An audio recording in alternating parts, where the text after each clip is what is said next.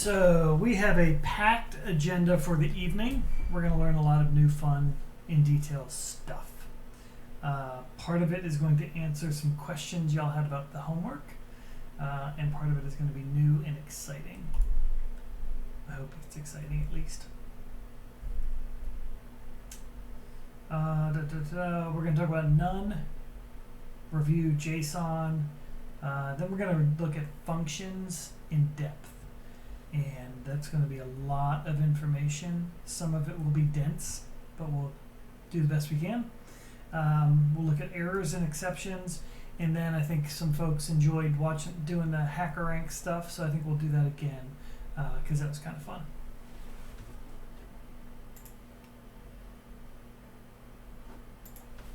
And as usual, I will be available after class when we are done. So none I mentioned a couple weeks ago and totally forgot to talk about it last week, but none is the equivalent of no value. So like other programming languages, you'll hear about null or nil or something else. None means there's no value. So it is different than an empty string. It is different than a zero. It literally means no value. So none is a keyword, capital N, lowercase o-e. And so looking at this Python code here, first thing, just to touch on the documentation of Python, you can't assign a value to none. It does not allow you to do that. So I was trying to reassign none to equal 3, and I get an exception, or a syntax error even, saying you cannot do that. We'll talk about the difference between syntax and runtime errors later. But you can assign none to a variable. So in this interactive prompt, if you type in a variable name, it'll usually print out the value of that variable. In this case, since x is none, nothing gets printed out. You can do comparisons, so I can see if something equals none. And in this case, it prints out high because x does in fact equal none. You can also shortcut it and say if x colon, so not a comparison, but you're saying, is there a value associated to x? And in this case, since x is none, there is not, so nothing gets printed out. But the inverse, if not x, meaning if there is no value associated with x, then do something. So none is useful a lot when we don't have values for something, or we need to, I don't know, we don't really initialize variables, but if you want to initialize a variable for some reason, you could do that. But then we do a lot of checks. So a lot of functions in the standard library or third-party functions end up returning none as a value if something goes wrong or if something doesn't happen. So that's a quick on none, and you'll just see it used regularly throughout the Python world.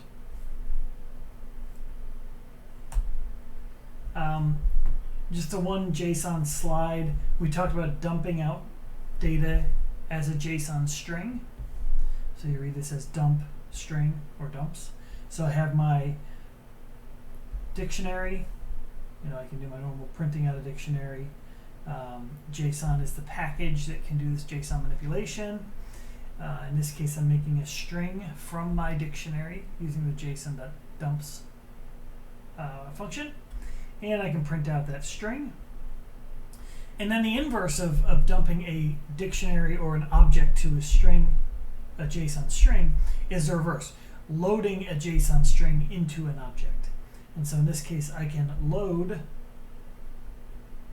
string, load s, my string, and I get a dictionary. And because the string was because the string represented a dictionary or JSON map, it parses it into a dictionary.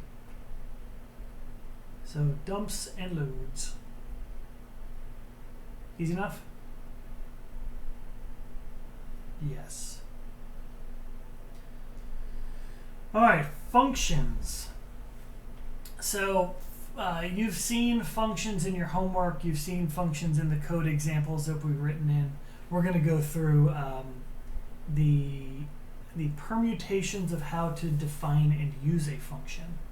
So pulling from the Python documentation, a function is an executable statement. So you can execute or call a function. The function has a namespace, it has a variable scope, these words that we don't know yet, but it is a standalone unit of code. The function definition does not execute the function body. So when we define the function, it doesn't run the code in the function. It only gets run when we call that function. Functions can have required and or optional parameters with default values. And function names must be unique within a given scope. So in a single Python file, you can't duplicate a function name. In a library, you can't duplicate a function name. They have to be unique. We have the keyword def, DEF, that we've seen to define the function, followed by the function name and a parenthesized list of formal parameters. The statements that, and then the statements that form the body of the function start the next line must be indented. The next section here talks about a doc string, so a documentation string, so how we can do kind of a standard format for documentation within a Python function. We'll talk about that later, but if you ever see a function defined in Python that starts with a string as like the first line of code in it, that's typically a doc string or a document string. And it's a good practice to get into those when you start defining functions that really do things. So let's look at an example. So in this help.py file, I need to update the slides to actually link, but any of these files like help.py is in GitHub with these slides, so you can download it. Once I update this, you can click and download it. So here we are using the keyword def to define a function. The function name is help, and inside the parentheses is a list of all the parameters to this function.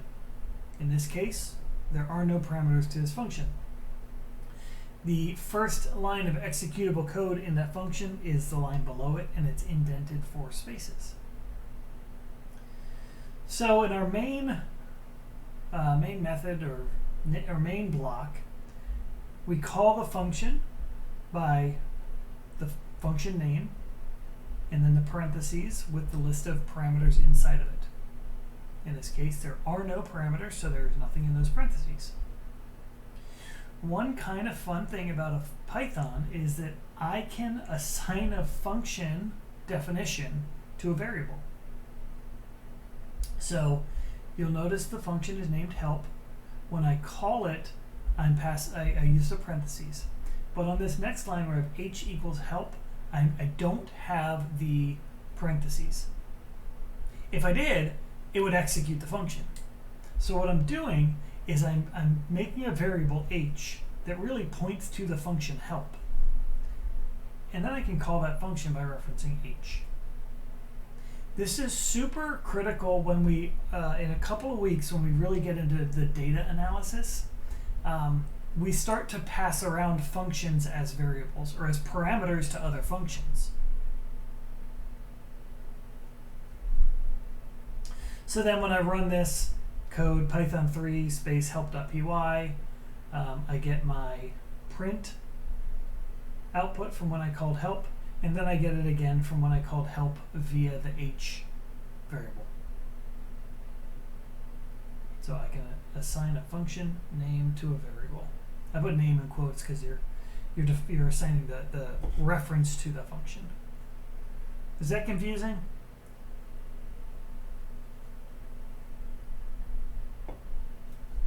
Makes sense. Okay. So anyone that has programmed in other languages, looking at the definition of this function, is there anything that strikes you as funny or different or missing?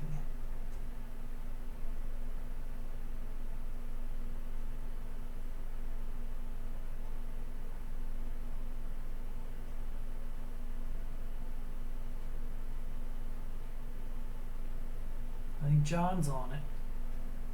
Yeah, I was going to say there's no like return statement or like closing Yep. That is absolutely it. So there's no defined return type because Python's not a typed language, so it doesn't matter if it returns something or not. And there is no return statement used here. You could add a return statement if you would like. And if you had just a return statement without a variable, it's effectively returning none. And if you don't have a return statement, when the interpreter gets to the end of the function, it automatically returns none. So there is no return value from the function, but the function does indeed end. Good observations. Yep, Caitlin? Is that because everything's based off of like the indentation, like indenting is super important? Yep, that's exactly right. That's how the interpreter knows when the function is done.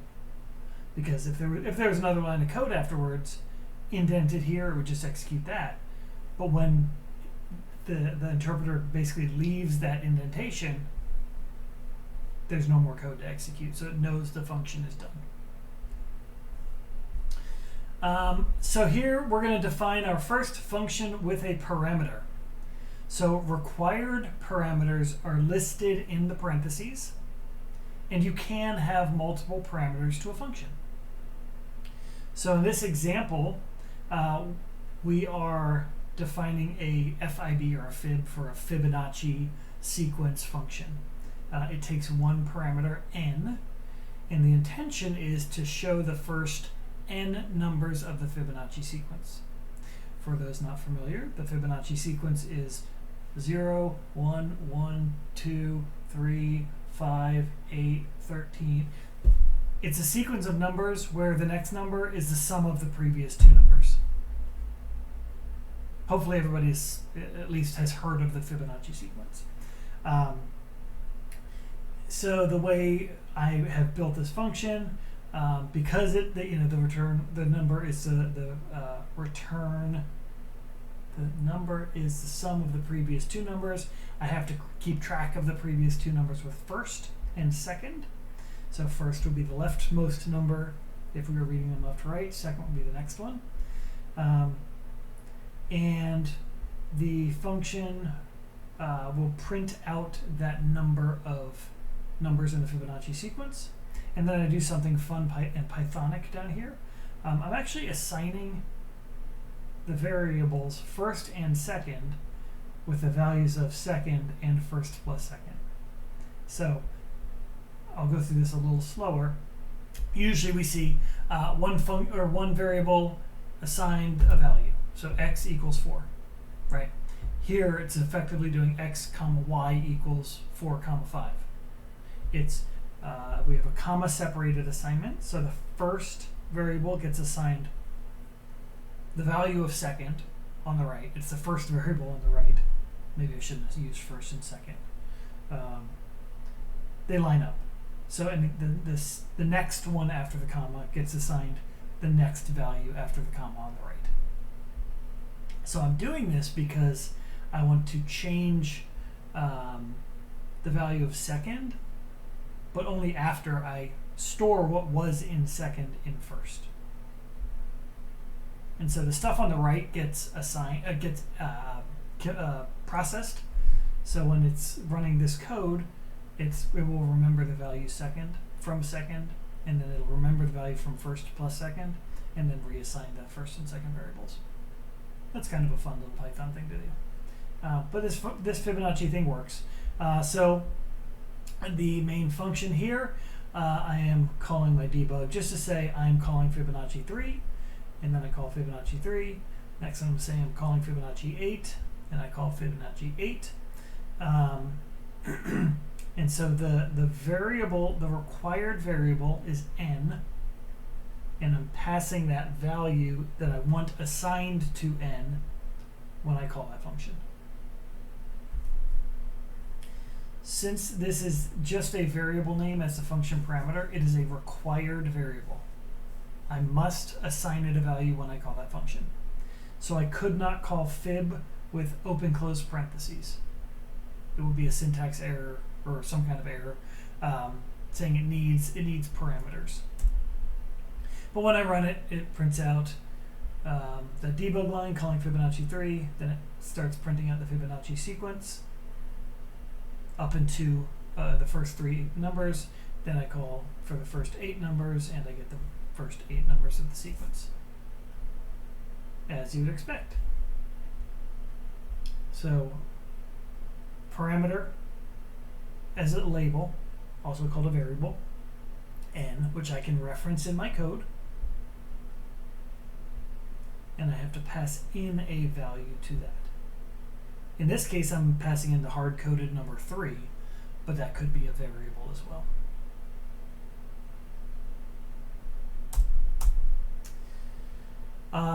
A function can have multiple parameters. They're just comma separated. So here I'm making a function add them to add 2 numbers, or to add the 2 variables together and return it. So I'm going to return the value from my function of the first and second added together. So same syntax, so this one might look a little funny, but if you'll notice I put the quotes around the first line. So I'm passing a string to my logger. So I will log the string, add them 1, 2. And then since I don't have quotes around the next one, what the logging debug will log is the return value from calling that function. Got that? Okay, I only see 2 faces, so I gotta wait for the 2 y'all to nod. But thank you for showing me your faces so I can see you nod. And so here, add them 1, 2, add them 3, 4, add them dog type. Ooh. So the return value of 1 and 2 is 3. The return value of 3 and 4 is 7. The return value of dog and type is dog type. I don't know if you can hear me. Now I can. Okay, sorry. So if you put quotes and made the number strings, would it, in the first case, do 1, 2 instead of 3? Yep, it would. So what Caitlin's asking, here I am passing in 2 integers, right? 1 and 2. So when I first plus second, when they're integers, it adds the numbers together, and the return value is 3. But when I call them with dog and type, 2 strings, it returns a string to concatenate the strings together into 1 string. So what Caitlin asks is, if I change the 1 and 2 to strings, would it return 3 or would it return 1, 2? I didn't say 12, but 1, 2. And yes, it would return 1, 2, a string. Because when you add 2 strings, you're just concatenating them together. And that's exactly why I put that example in there to show, again, Python is not a typed language. So Python knows what to do with the plus sign in strings. It knows what to do with the plus sign in integers. It knows what to do with the plus sign in dictionaries. You can add 2 dictionaries together. Since it's dynamically typed, the behavior of that plus sign is dynamic based on those parameters. So again, the first and second variables into add them are not typed. So I can pass in any variable type.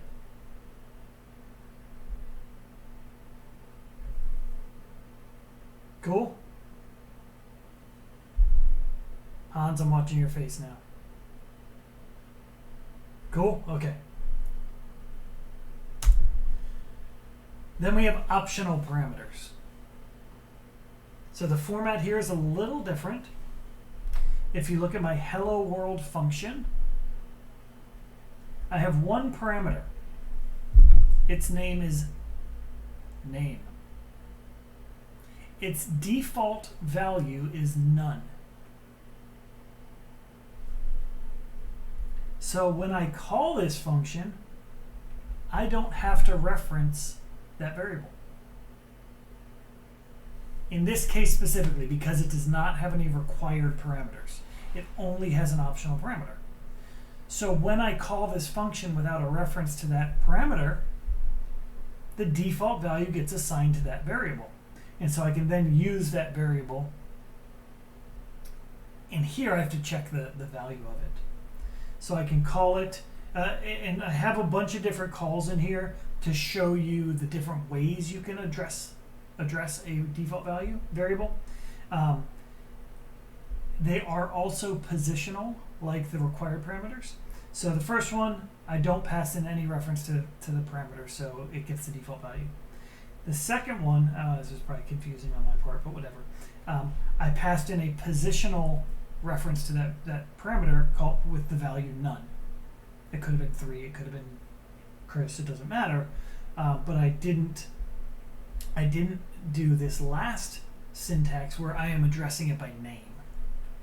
So in this case, all 3 of these, actually in here again, oh yeah, so this is why I did it. A positional with a string. So I can call it with no parameter, positional parameter, or named parameter. You can only reference an optional parameter by name. You can't reference I think you actually can. Never mind. I think you can reference a required parameter by name, but I'm not 100% sure. I'd have tried it out. Anyway, do the 4 ways of referencing that default parameter make sense? Nod. Okay, cool. And anybody who, if it doesn't make sense, like if I'm rolling through this too quickly, throw something up in the chat or raise your hand or ask, interrupt me. Totally acceptable and fine. But if you don't, I assume you get it. And you can mix and match required and optional parameters. So here I have a function called parrot. I have 1 required parameter voltage. I have 3 optional parameters, state, action, and type. So this first line, I'm passing in the number 1000 to the parameter list. Which variable gets the value 1000? Required one? The required one, yep. So voltage would be assigned the value 1000. And this answers my question. I can assign a number or a name. I can reference the name of the required parameters. So voltage is 1000. Then the next one, I'm assigning the required parameter, voltage, 1 million, and I'm assigning action the value voom. So on this line of code, when the parent function gets executed, what is the value assigned to type?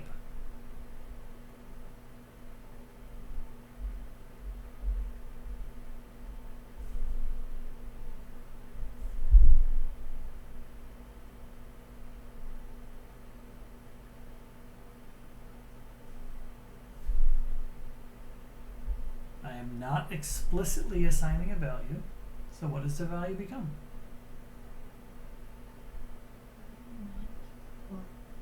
Sorry, Kim? Would it be none? Nope.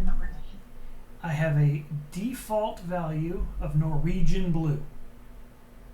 So on the other one before, the default value is none. But on this one, it is a string with the value Norwegian blue.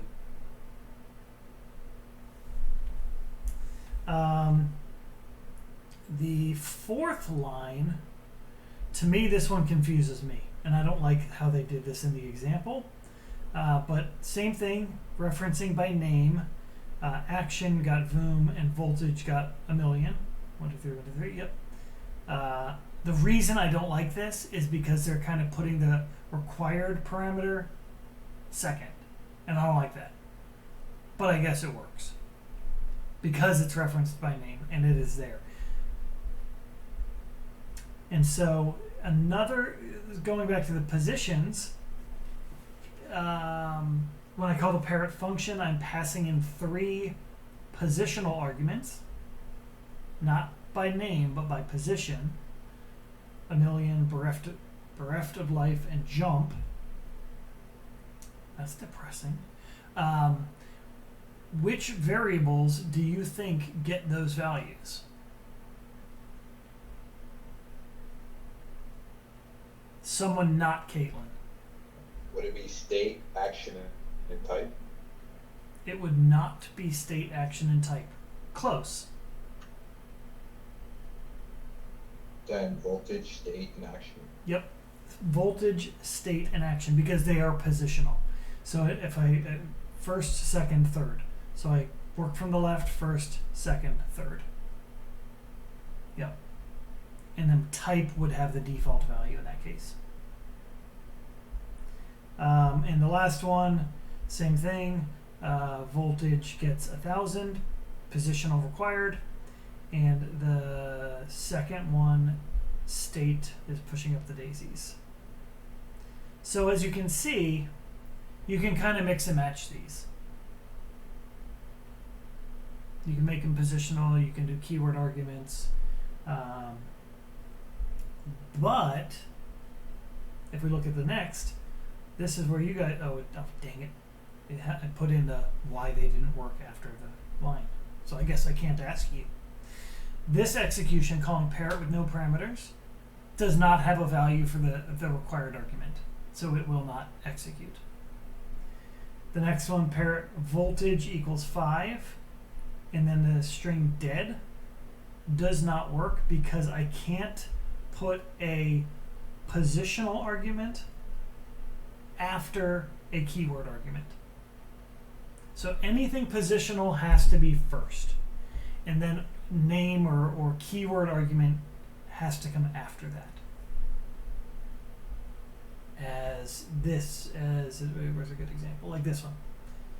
Positional followed by keyword.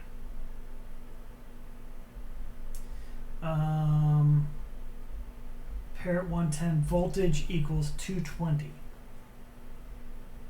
The positional 110 gets assigned to voltage.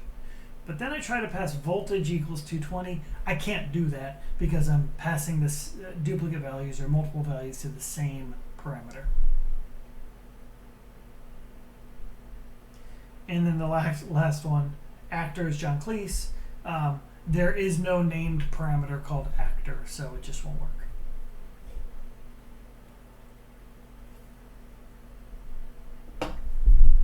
Well, in line 4, if there was no the word, or sorry, not in line 4, but up above there, right there. If voltage wasn't there, would that not work? Why would that not work, Caitlin? Because you started with the what's the word for this Keyword? again? A keyword argument? Yeah. Yep, you're exactly right. I need to give a value for voltage. It is a required parameter. And so it's either hard code or it's either positional or keyword. But if I didn't have this keyword, there would be no value for voltage, and it wouldn't allow it. Good question. Any other questions? The permutations can be tricky at first.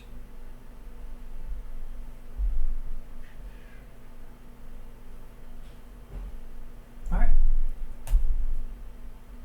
So when I execute it, it does exactly like we thought it would do. I'm not going to go through all of them again. Functions can return values.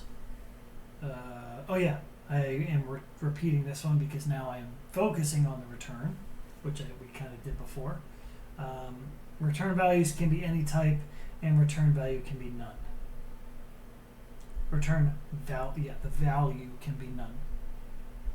So I think actually if I passed in none and none as my first and second, I think that would equate none plus none, I think, is none.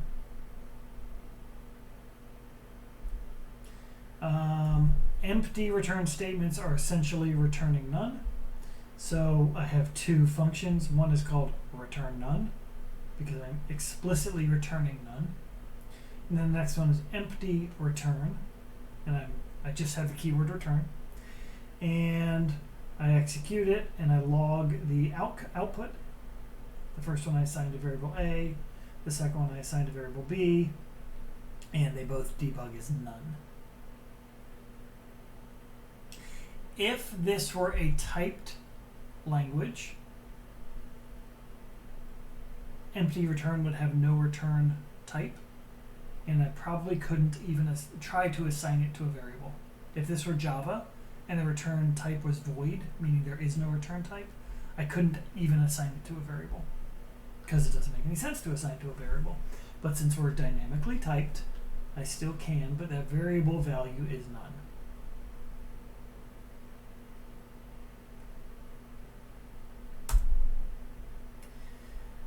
In Python, I can return multiple values from a function. I'm not limited to just one value. So I have a function here called return multiple. It returns 1, 2, 3. 3 values. So I have multiple things I can do with this. I can assign them all to variables, A, B, and C. A, B, C, just like the return statement. Value, value, value. And, running the code, I print them out 1, 2, 3. If I only care about one of them, in this case the first value, I can use a magic underscore to say ignore that value. I don't want to store it in a variable, but I have to account for it. So I have to, the values in the second and third position will basically be thrown away. But I will I'll keep track of that first value. So x, underscore. So x becomes 1. Behind the scenes, the way this works is Python is smart, and it basically takes all those values and puts them in a tuple. So if I assign them to a single value like this, and I debug that, it debugs a tuple of 1, 2, 3. So pay close attention to the difference between the x underscore line and the d equals line. Have we talked about tuples? I think we have. They're kind of like lists, but they're immutable.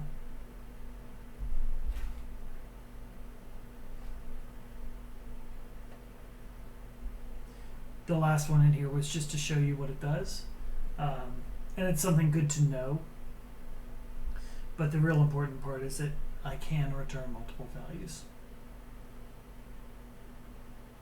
I have a quick question. If you don't do the underscores and just leave them blank, what will it do? If I just had x... Yeah, then blank, or like with the commas, I guess. I think I need something in there. Okay. Yeah, when I was first doing this, I've been writing some Go recently. I tried x, underscore, because I think in Go that says and ignore everything else. But in Python, I had to explicitly notate that I was intentionally ignoring every parameter or every return value. Cool, thank you. Yep. Really good question. Errors and exceptions. There are two main types of,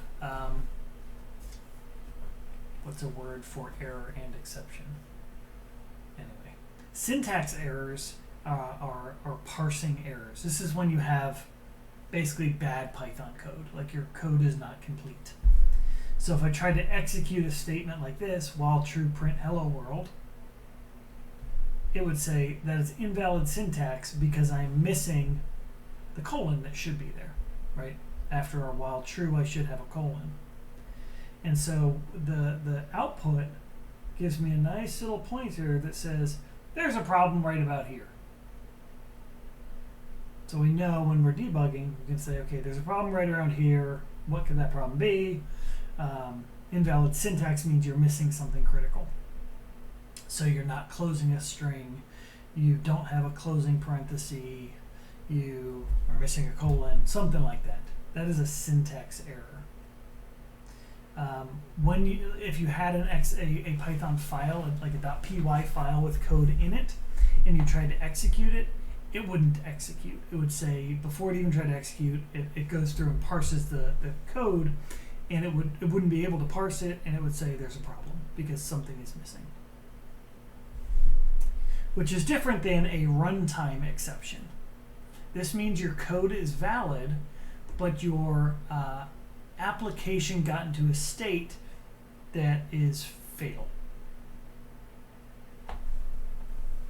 So if you can handle these exceptions, but if you don't, your program will execute until that exception happens, and then it will stop execution.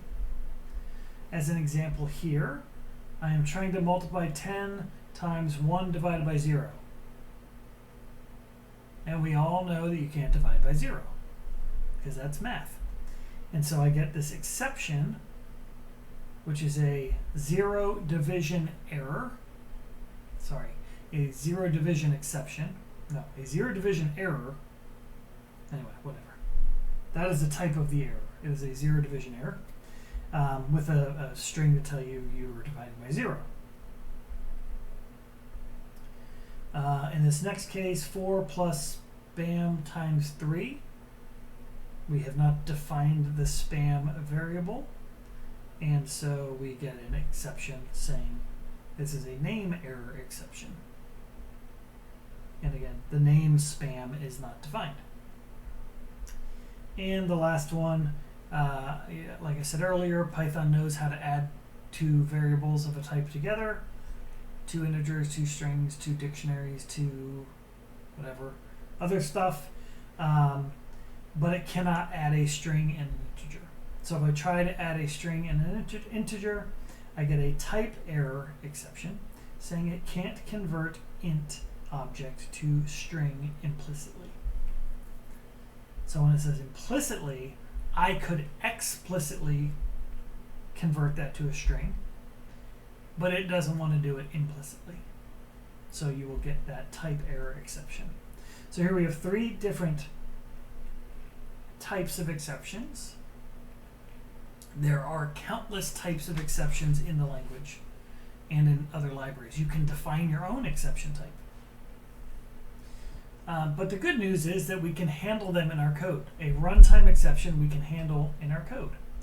So here's an example program which will execute until you type in a valid integer. So while true, try. So this is very similar to a try catch block or whatever else your language has. This is a try except block. So I'm trying an indentation, a block of code.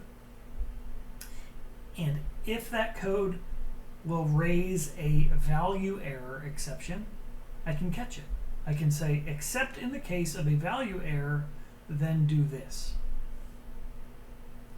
So this, since I'm in a loop, x equals int input. Input is the magic keyword to get like user input with a prompt that says please enter a number.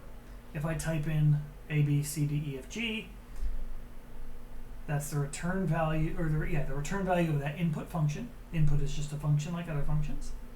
And then it tries to parse that string into an integer.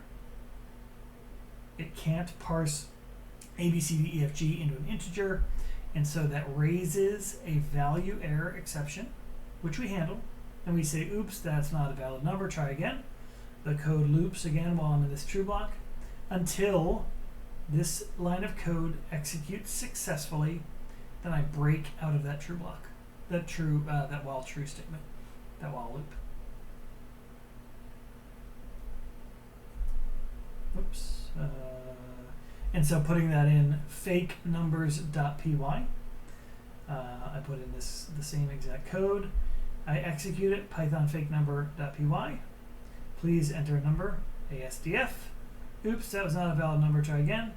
Please enter a number, 333, and the program executes, or the program finishes, completes.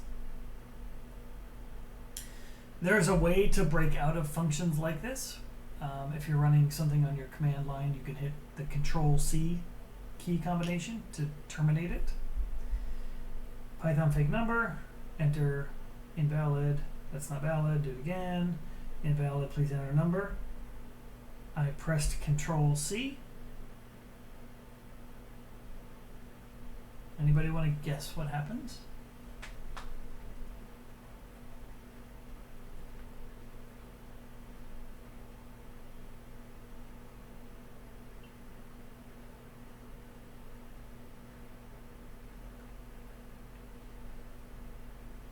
I'll give you a hint. Another exception, exactly right. What type of exception?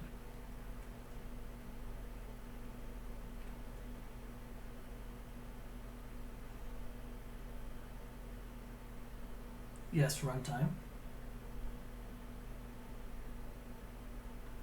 Was it what were the other ones? A name error, a zero division error, a type error?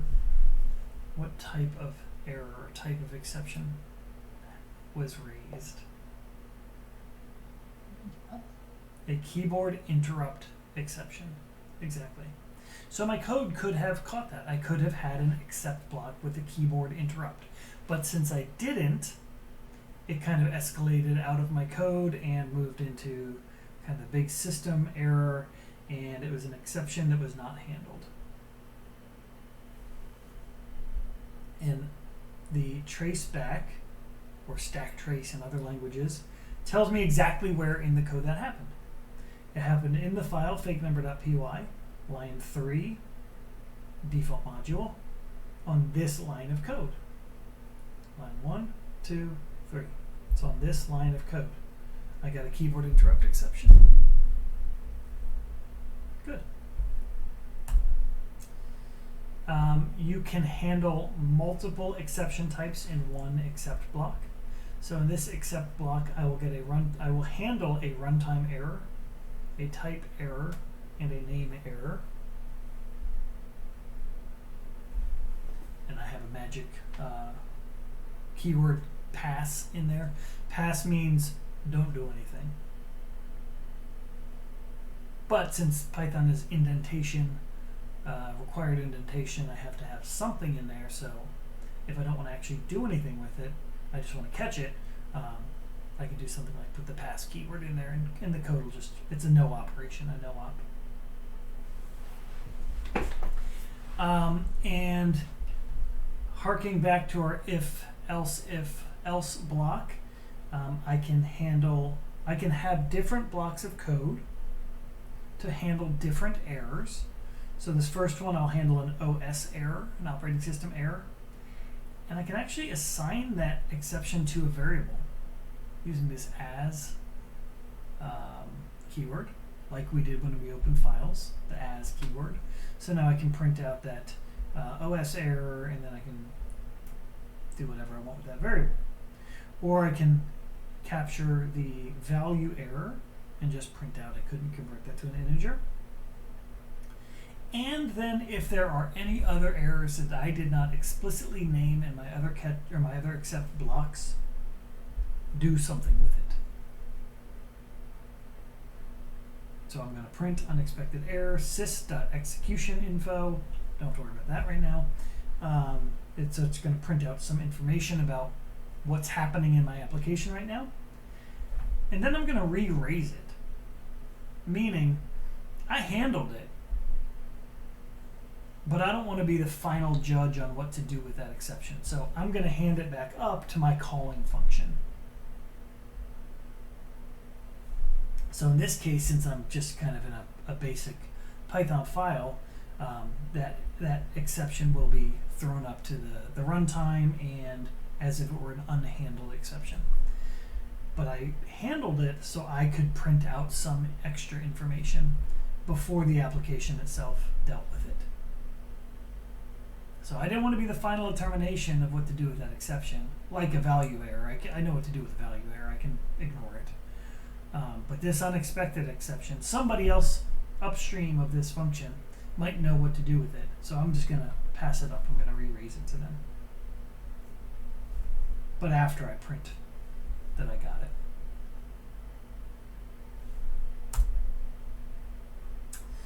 There's a whole bunch of information within those exception objects. So in this case, I am raising almost a custom exception. It's a generic exception, and I'm passing in some parameters to it. Spam and eggs. 2 positional parameters. This is really a function call like we've looked at. The return from that function call is an exception object. So I'll raise that exception object, and the next line I'm going to catch it. I'm going to handle it. Except an exception as inst inst. So now I have that exception in a variable, and exceptions have information on them. So the first line, I'm going to figure out what type of exception it is. In this case, it's just a base exception object. I'm going to print out the args, the arguments to that exception, the tuple, spam, and eggs. I'm going to print that exception as a string. So there's a magic function underscore underscore str underscore underscore on objects in Python that is called when I want to implicitly turn this into a string. And in this case, it prints out the same thing as the args. I can assign those args to variables, x and y. Since it's a tuple, spam will end up in x, and eggs will end up in y. So I can kind of deal with it as if it were any other variable in my application. And this could be really useful when you are defining your own functions. If you want to use an exception to almost pass data up your call stack to the calling functions, there are things you can do with that exception. So that is the error handling. Clean up actions. So there's another part of the try except construct. There's a finally. So the try statement has another optional clause which is intended to define cleanup actions that must be executed under all circumstances. So regardless of if there was an exception raised, regardless if the function return was called, or we use the return keyword to leave our function, this finally block will always happen. So in this case, my code is stupid simple. I start my try block, I raise a keyboard interrupt exception, and my finally block says print goodbye world. So in this case, you see before the calling function or before the interpreter can deal with that exception, like here is dealing with that exception, the code in my finally block executes. The order of operations is super important. So when would we use that? Why would we ever do that? Can anyone think of an example of something a few weeks ago I said, we always, always, always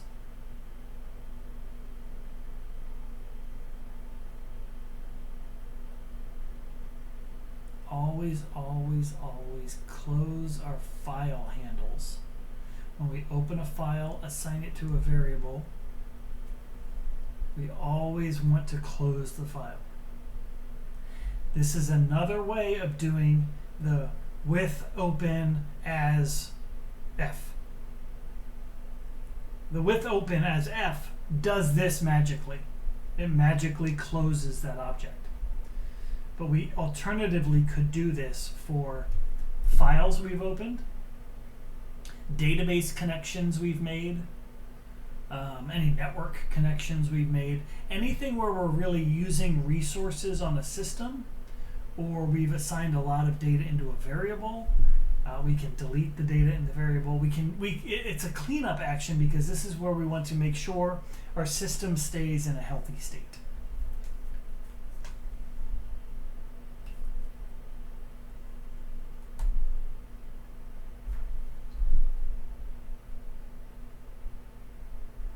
Any questions before I move on from exceptions?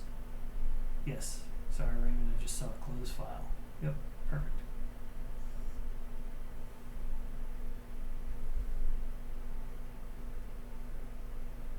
No questions before we move on. Everybody understands exceptions as well as I've taught it. Cool. I confused a lot of you with command line arguments over this last homework. And I realize that now, and that's okay. Because I think most of you figured it out, and that's a good thing. But if you're running a Python command from a command line, like my terminal on my Mac, or iTerm, or regular terminal on a Linux machine, or what the heck's it called on Windows? The CMD thing. Command prompt. That's what it is. A command prompt, or PowerShell, or whatever it's called. Running things there is running things on a command line. And so regularly you will run, you will pass parameters to an application, not just a function, but an application. So in Python, there's a sys, or system module, and there's an attribute on that module called argv, arguments vector. I don't know what the v is, but it's arguments. It's passed to the program. So as an example, if I call my command line application, or my Python file, python3 command line.py, then I want to pass in the values 1, 2, 3. And I want to get access to those in my code. I have my sys.argv list, and I can print that out. So if I print out my sys.argv list, I have command line.py, 1, 2, and 3. So element 0 is the Python file name. Element 1 is the first parameter. Element 2 is the second parameter. Element 3 is the third parameter. So sysargv 0, because remember it's an array, or it's a 0 indexed array, is the Python file name. Sysargv 1 and everything else are optional, and any other parameters. So in this case, 1 is 1, 2 is 2, 3 is 3. So if you looked at the code for the homework, I did that for you to get the file name to pass to the function that you would then open and process. And the way you would run that on the command line was like this.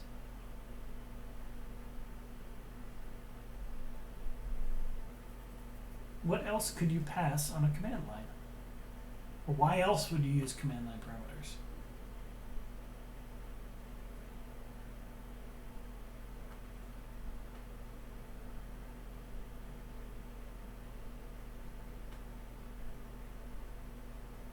Anybody a command line person? I live on a command line, so this is like my bread and butter right here.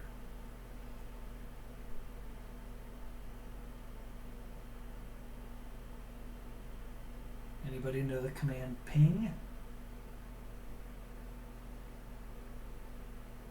Couple yeses on ping. What happens if you run ping without any command line parameters?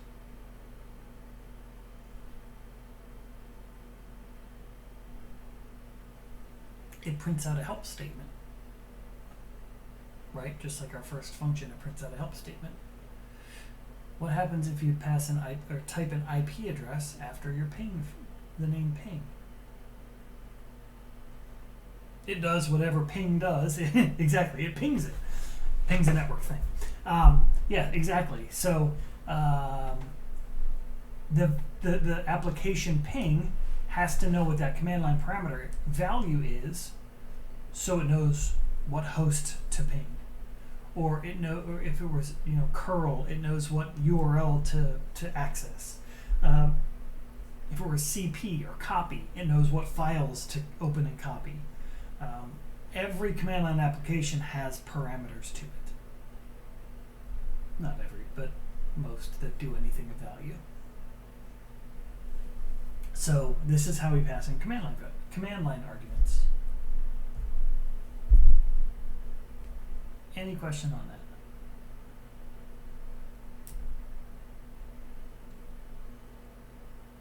Did anyone not figure that out for the homework?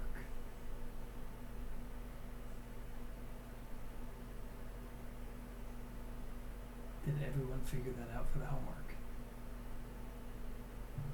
Maybe. Just a question. When I was doing it, I just put Python, not Python 3.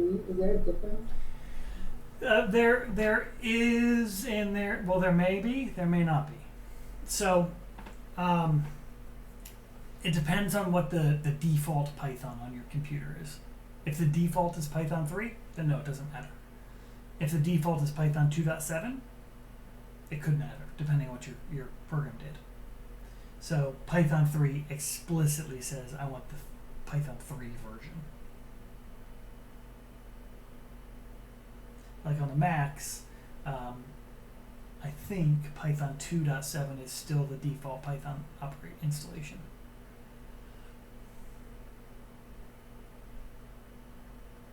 And since we're not learning about Python 2.7, I'm not going to tell you the difference, but there's a lot of differences. So like even this simple 2-line code would not execute on Python 2.7.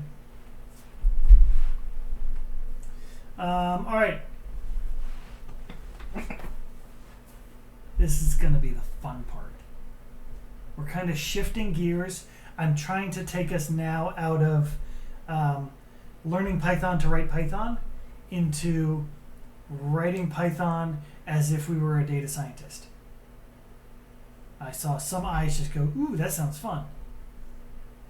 Does that sound fun to everybody else? Awesome. I only see one head nodding, so I'm assuming that's you're speaking for everybody. All right, so if you installed Anaconda, which I think most of you did or should have, if you didn't, go back to slides from week 1 to figure out how to install Anaconda. Specifically the Anaconda So this is a screenshot out of the Anaconda Navigator. When you open Anaconda Navigator, I think we talked about this a tiny bit, but you can have the different like runtime environments or whatever for Python. We can almost ignore that for now, but we want to make sure we have a Python 3 runtime environment. But if you see this Jupyter Lab box, this is a great time to play along with me. So if you are on your computer, you've got Anaconda Navigator, open it up and play along, because I'm a huge fan of Jupyter Notebooks. They're a really neat way of writing and sharing code, and I'll show you why in a couple of minutes. I'm kind of pausing, hoping at least one of y'all is opening up Anaconda for me. Cool, I got a couple nods. So when you get it open, you might have to click this install button. It's basically going to install Anaconda Navigator, or sorry, it's going to install Jupyter into your Python environment. I hope it doesn't take you as long as it took my computer. I live in the country, I have a crappy internet connection. I hope that was what it was, but it might take a while. So you'll see this installing thing at the bottom. So that's cool. Once you do that, it changes the icon. It should become a launch button. If you have already installed it, you'll see a launch button. Perfect. When I first installed this is just my experience. Yours may do the same, and if it does, we'll figure it out. When I first installed it and I hit launch, nothing happened. Like yep, launches a Chrome window. Perfect. We'll get to there in 2 seconds. Perfect. Mine didn't. I had to restart. Actually, I had to upgrade my Anaconda version. I had to restart my computer. Now when I hit launch, it launches. So I hit launch, and I see this new thing in Chrome pop up. I'm going to switch over to that in a second. But you should see a window that kind of starts to look like this. Oh, crap. I'm missing a screenshot. I'll figure that out. When it first pops up, I think you have to hit new or something like that. And then it asks you where, so browse on your file system to put this thing. Actually, I might, whatever my, yep, okay, let me Let me jump to that in 2 seconds. Alright, so here's my Anaconda Navigator. I think everybody should, you can still see it, right? Cool. Okay, so it should look like this. Jupyter Notebook, mine's version 5.7.0. I don't know much about versions of this. If you're close to that, I'm sure we'll be fine. I'm gonna hit launch, and it's gonna do some stuff. And here, it's opening this window in Chrome. So this is about, everybody's seeing something like this. No, yes? This is just, oh, I can ambiguify it a little bit.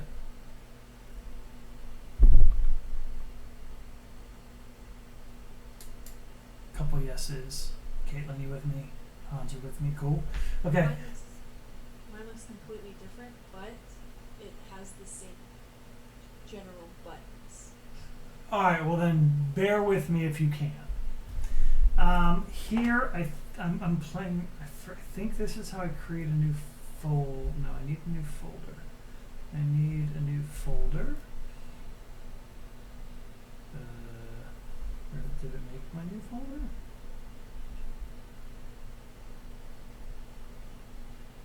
Whatever, it's not making me a new folder. So whatever, I'll go to my desktop and I'm going to hit new and then Python 3. So then you should see something like this.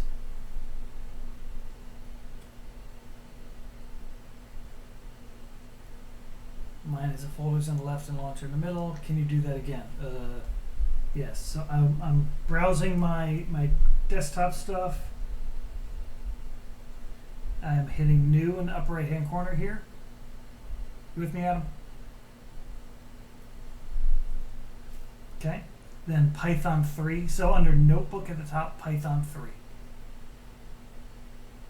In Notebook, not console. Notebook. Because I want this window. This is a Python, this is an Anaconda, I'll use the right word. This is a Jupyter Notebook. This is a Jupyter Notebook. So, if we look at this, this is a block of code. So I can type in my Python code. Hello, world. Then I can hit this run button.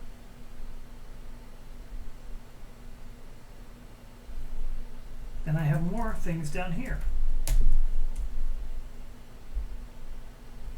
Then I can print out that X. So it's a little bit like that interactive Python terminal command, but in a graphical way.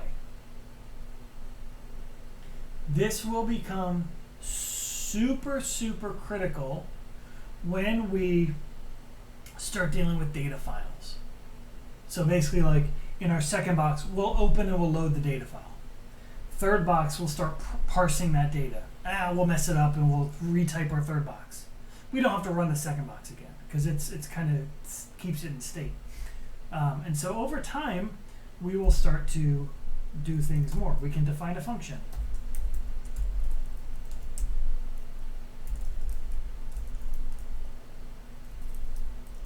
Whatever. And then I can run that. And then here, I can call that M function. The fun part is, I can go back and rerun that. And then rerun this. So I can click on the boxes and rerun them.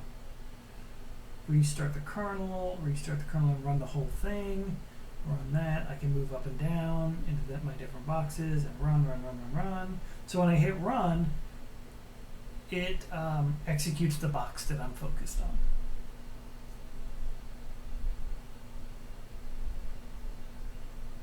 The cell. Ooh, these are cells. So I can run all my cells at once. Here under cell, run all. That's kind of cool. Just to show you what a doc string looks like. I mentioned that earlier, but that's a doc string. if you're into a multi-line string in Python, you surround it by 3 quotes on either side.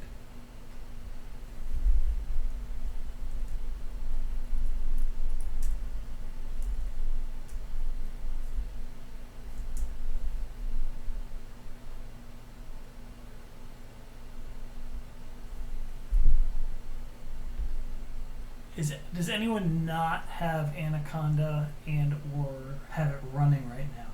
If you've tried to run it, is anyone having a problem running it right now? I am. You're having a problem? Yeah, I'm having a problem. Okay, what's happening? Every time I try and launch it, it like closes down my Zoom, and so then I tried to update it, but it just said a bunch of errors at the time. Oh. Okay, let's try to fix that later. That sounds like a big problem. Can you do a Zoom thumbs up if you have it working?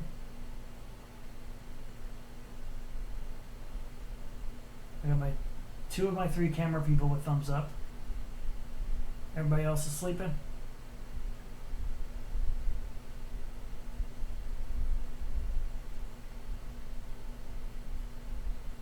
Oh, maybe a library computer can't do it. Cool, makes sense. Got a yes from John. Alright, this is the kind of thing that, like, when we're done, we can start to troubleshoot each of you. So anyway, we're gonna have. I always get super excited, like, as these classes go on. The beginning is cool because it's kind of an introduction. Then we spend a day talking about function parameters, and it's not terribly exciting, but it's critical, and it's always building up to like the really fun stuff. So this is starting to get us to the really fun stuff. So I'm super excited with this. But we're not going to do it tonight. This is kind of the introduction on getting it running. Laptop died. That happens. A couple of things in here. So I can save these. I can rename it in class. So I have an in-class name now. I can make a copy. I can download it. Pay attention, this is important. I can download it as a notebook. So it's a .ipynb file. Interactive Python notebook, maybe. I can download it as a Python file. So it would just download the Python code. I can download it as HTML. Oh, I can download it as Reveal? Holy crap, this totally just changed my life. Our slides are going to get way cooler. That's awesome to know. Markdown, REST, LaTeX, PDF via LaTeX. So there's tons of ways you can download it. For our purposes, we probably will have to care about the IPYNB, the notebook, and the Python. But that's cool. If things get weird, like if you start to play around with this and it totally breaks, like your application stops working, you have no idea why, and you kind of want to start over, behind the scenes there's an interactive Python running. It's called the Python Kernel. If you click on Kernel, you can hit restart. Restart and clear, restart and run all. You can hit this button too. That'll do a restart of that kernel. So this is like, are you sure all variables will be lost? Yes, I'm going to restart it. So it's going to take a second. It restarted my the Python behind the scenes. And we can change that kernel. I don't know where this list comes from. I thought that list came from Anaconda, but I have different Anaconda environments. So we'll have to figure that one out. But we're pretty much going to stick into Python 3 for now. When we start doing the data analysis, we're going to be moving to that Python for data analysis book very, very soon. We'll have to set up custom kernels, custom environments for us to work around with. And because we're going to install all these dependencies and we don't want them to interrupt other things. And then other than that, I mean, it kind of feels like a spreadsheet. Just each of these cells is blocks of code.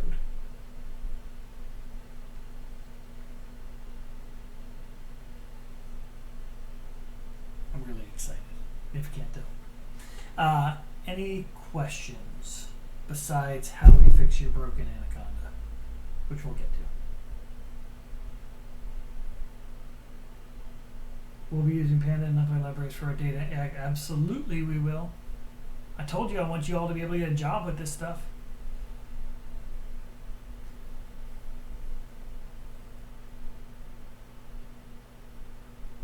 All right, let me finish my one more slide.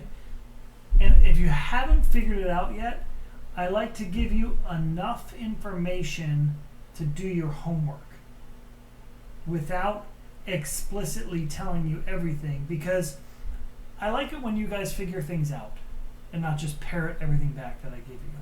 So, that being said, you have homework based on Jupyter Notebooks.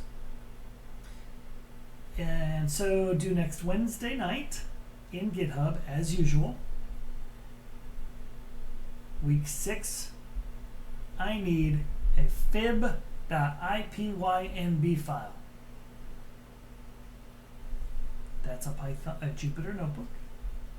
Submitted to Canvas. That makes my life easier. I need 3 cells in your, this one I'm telling you pretty explicitly what to do. 3 cells in your notebook. The first cell is to set up our logging, because I love logging. The second cell, define the Fibonacci function. If you look back on slide 4, it's there, or whatever slide it's on. And the third cell, call Fibonacci 2, 10, and 20.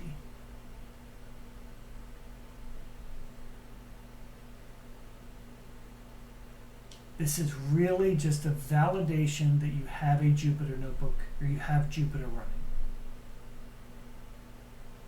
If you've got Jupyter Notebook running tonight, you could be done this homework in 6 minutes, submitted it and all, even before I make the Canvas submission for you. If you don't have Jupyter running, then we're going to stop the video in a second, and I'll help you if you need help. If you're on a library computer, if your laptop's dead, obviously you can't do it. But the video will be up if you want to try to follow along there. And email, and I'll help. So any questions before I stop recording that your other classmates might find value from later by watching the recording? No. All right, I'm gonna hit stop.